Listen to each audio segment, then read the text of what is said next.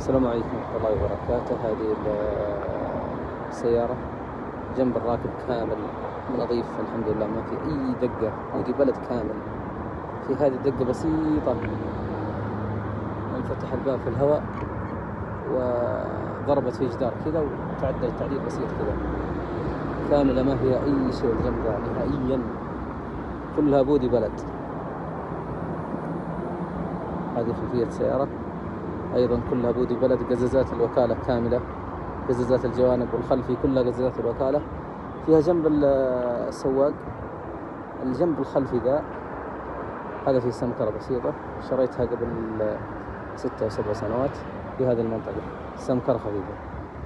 الأمور الثانية كلها كاملة، أمورها طيبة. الباب ذا فيه دقة بسيطة، طبعا وكالة ما في أي شيء، لكن يحتاج تعديل وأنا ما عدلته والله. هذه السيارة من جوا، طبعا السيارة من المقدمة ما فيها أي شيء، كاملة وكالة ما فيها أي شيء، كلها وكالة، أنوار وكالة، صدام وكالة. فيها الشبك ذا مغير، الشبك هذا مغير. وفيها المنطقة ذي، شوف الصغيرة ذي، ضرب حجر أو ما أدري وش هو على الساحل قبل فترة وأنا مسافر على الطريق، ضرب في المنطقة ذي وكسر هنا دقة خفيفة وكسر الشبك ذا، وغيرت هذه بس. وهذه شوفني سمكرتها قبل 6 سنوات أو 5 سنوات كانت الصدمة، سويتها وراحت الحين خلاص. شوف يعني تعديلها كان ما هو كويس، أو ما هو تعديلها، رشها ما كان كويس.